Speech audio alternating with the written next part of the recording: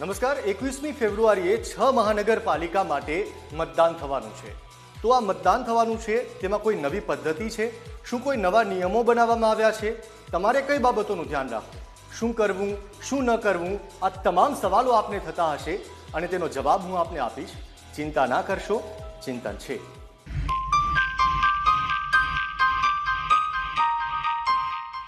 સૌથી પહેલા તો એ સમજી લઈએ કે તમારે મતદાન કરવાનું કેવી રીતે છે.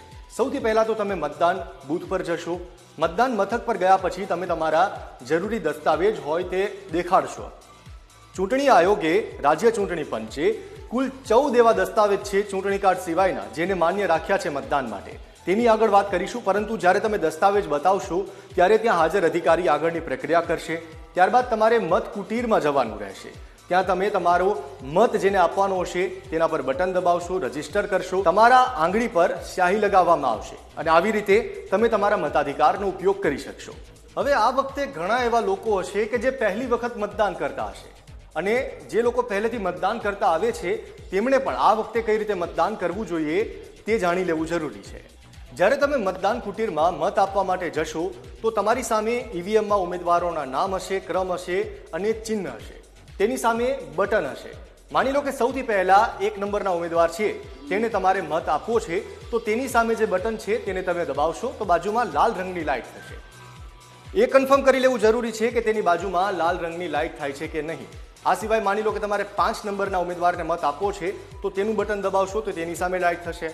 પછી 9 નંબર કે 3 નંબરના ઉમેદવારને તમારે મત આપવો છે તો તેનું બટન દબાવશો તો સામે લાઇટ થશે.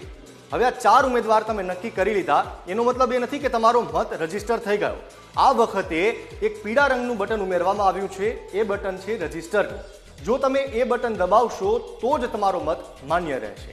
હવે જ્યારે તમે રજીસ્ટરનું બટન દબાવી દો છો ત્યારબાદ તમને એક કન્ફર્મેશન માટે બીપનો અવાજ સંભળાશે, કંઈક આ રીતે. જ્યારે આ અવાજ આવી જાય ત્યારે સમજી લેવું કે તમારો મત છે તે રજીસ્ટર થઈ ગયો છે. હવે આ ચૂંટણીમાં તમે ઓછામાં ઓછા 1 ઉમેદવારને અને વધુમાં વધુ 4 ઉમેદવારને મત આપી શકો છો. હવે માની લો કે ઈવીએમની અંદર જે ઉમેદવારોના નામ અને ચિહ્ન બતાવવામાં આવ્યા છે તમે તેમાંથી કોઈને મત નથી આપવા માંગતા, તો તેના માટે એક નોટાનો ઓપ્શન આપવામાં આવ્યો છે. નોટા એટલે કે નન ઓફ ધી અબવ, એટલે કે ઉપર દર્શાવેલામાંથી એક પણ નહીં. જો તમે નોટાનો ઉપયોગ કરો છો તો તમારો મત તો ગણાશે પણ તે કોઈ ઉમેદવાર કે પક્ષને નહીં જાય. તમે એક વખત જો નોટા દબાવી દીધું હોય તો પછી તમે ઉપરના કોઈ પણ ઉમેદવારનું બટન છે તે દબાવી નહીં શકો અથવા તો તે સિલેક્ટ નહીં કરી શકો. આવી રીતે તમે નોટાથી એક પણ ઉમેદવારને મત નથી આપતા પણ તમારો મત ગણાય છે. અને હા, જો તમે નોટા દબાવો છો તો પણ તમારે રજીસ્ટરનું બટન ફરજિયાત દબાવવાનું જ છે. હવે માની લો કે તમારે કોઈ 2 જ ઉમેદવારને મત આપવા છે તો તમે જે તમારી પસંદગીના 2 ઉમેદવાર હોય તેના સામે બટન આપેલું છે તેના પર ક્લિક કરશો તો લાલ લાઇટ થઈ જશે અને તમારો મત એ 2 જણાને જ પહોંચશે. પણ તમારે રજીસ્ટરનું બટન અહીંયા પણ દબાવવાનું રહેશે. હવે માની લો કે તમે કોઈ 4 ઉમેદવાર ઉપર બટન દબાવી દીધું છે અને પછી તમને એમ થયું કે આમાંથી મારે આ ઉમેદવારને મત નથી આપવો, તો ચિંતા ના કરતા. જે તે ઉમેદવાર જેને તમારે મત નથી આપવો તેના બટન પર તમે ફરી એક વખત ક્લિક કરશો તો તેની સામે જે લાલ લાઇટ છે તે બંધ થઈ જશે અને તમે કોઈ બીજા ઉમેદવારને પસંદ કરી શકશો. આ સિવાય એક મહત્વની જાણકારી એ પણ, તમે કોઈ 4 ઉમેદવારને પસંદ કરી લીધા છે તો ત્યારબાદ તમે કોઈ 5મા ઉમેદવારને પસંદ નહીં કરી શકો. એટલે કે તમે કોઈ 5મું બટન દબાવશો તો તેના પર લાઇટ નહીં થાય કે તમારો મત ત્યાં નહીં પહોંચે. આવી રીતે તમે તમારા 4 ઉમેદવાર છે તે પસંદ કરી શકશો અને ત્યારબાદ તમારે રજીસ્ટરનું બટન દબાવવાનું. આ વખતની ચૂંટણીમાં તમે એક બાબતનું ખાસ ધ્યાન રાખજો કે રજીસ્ટરનું બટન ઉમેરવામાં આવ્યું છે તેને દબાવશો તો જ તમારો મત માન્ય રહેશે. હવે વાત કરીએ ચૂંટણી પંચે જે 14 દસ્તાવેજો જાહેર કર્યા છે તેની, જેને તમે દેખાડીને તમે મતાધિકારનો ઉપયોગ કરી શકો છો. ચૂંટણી કાર્ડ સિવાયના આ દસ્તાવેજો કયા છે તેના પર નજર કરીએ.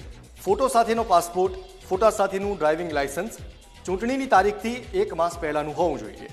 ફોટા સાથેનું ઇન્કમ ટેક્સ ઓળખ કાર્ડ, રાજ્ય સરકાર, કેન્દ્ર સરકાર, જાહેર સાહસો અથવા પબ્લિક લિમિટેડ કંપનીઓ તરફથી તેમના કર્મચારીઓને આપવામાં આવેલા ફોટો સાથેના ઓળખ કાર્ડ, પબ્લિક સેક્ટર બેંકો અને પોસ્ટ ઓફિસ તરફથી આપવામાં આવતી ફોટા સાથેની પાસબુક ચૂંટણીની તારીખથી 1 માસ પહેલાની ઇસ્યુ થયેલી, અનુસૂચિત જાતિ, અનુસૂચિત આદિજાતિ, અન્ય પછાત વર્ગનું સક્ષમ અધિકારીનું ફોટા સાથેનું પ્રમાણપત્ર હોવું જરૂરી છે, એ પણ ચૂંટણીની તારીખથી 1 માસ પહેલા ઇસ્યુ થયેલું.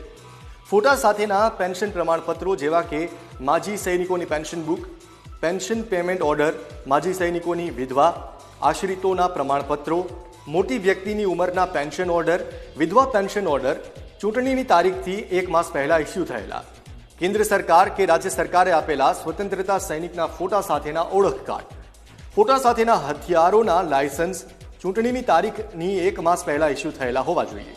સક્ષમ અધિકારીએ આપેલ વિકલાંગનું ફોટા સાથેનું પ્રમાણપત્ર એ પણ ચૂંટણીની તારીખથી 1 માસ પહેલા ઇસ્યુ થયેલું હોવું જોઈએ.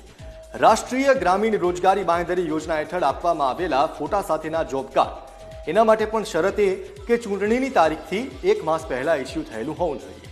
કર્મચારી રાજ્ય વીમા યોજના એટલે કે ESI હેઠળ આપવામાં આવેલ ફોટા સાથેનું ઓળખ card, national population register NPR scheme હેઠળ RGI આપેલ સ્માર્ટ કાર્ડ, UIDAI દ્વારા આપવામાં આવેલ આધાર કાર્ડ. હવે જ્યારે તમે મતદાન મથક પર જાઓ છો તો તમારે કઈ કઈ બાબતોનું ધ્યાન રાખવું તે હું આપને જણાવી દઉં. મતદાન મથક પર ફરજિયાત માસ્ક પહેરીને જવાનું રહેશે.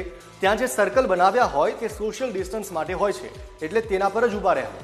આ સિવાય ત્યાં સેનિટાઈઝર માટેની ખાસ વ્યવસ્થા કરેલી હોય છે, તો તેનાથી હાથ સાફ કરવા, અને ત્યાં હાજર જે અધિકારીઓ હોય છે તેમને ખાસ કોવિડની કીટ આપવામાં આવી હોય છે, તેનું પણ તકેદારી રાખવી. કોરોના સંક્રમિત દર્દીઓ પણ મતદાન કરી શકે તે માટે રાજ્ય ચૂંટણી પંચે ખાસ વ્યવસ્થા કરી છે. મતદાન માટે છેલ્લો 1 કલાક તેમને ફાળવવામાં આવ્યો છે. આના માટે એક માર્ગદર્શિકા પણ બહાર પાડવામાં આવી છે, જેને તમામ ચૂંટણી અધિકારી અને કોરોના સંક્રમિત જે મતદાતા છે તેમણે અનુસરવાની રહેશે. આ સમય દરમિયાન કોઈ પણ અન્ય મતદાતાને ત્યાં પ્રવેશ નહીં આપવામાં આવે. કોરોના સંક્રમિત મતદાતાને ફરજિયાત PPE કીટ પહેરવાની રહેશે. એક કોરોના સંક્રમિત મતદાતા મતદાન કરીને બહાર જાય ત્યારબાદ કેન્દ્રને સેનિટાઈઝ કર્યા બાદ જ બીજા મતદાતાને પ્રવેશ આપવામાં આવશે. ખેર, આશા રાખું છું કે આ માહિતી મળ્યા પછી તમે મતદાનની પ્રક્રિયાથી અવગત થયા હશો અને આસાનીથી તમારા મતાધિકારનો ઉપયોગ કરી શકશો. 21 ફેબ્રુઆરીએ તમારા મતાધિકારનો ઉપયોગ જરૂર કરજો, અને જો તમારા કોઈ સવાલ કે ચિંતા હોય તો ચિંતા ના કરશો, ચિંતન છે.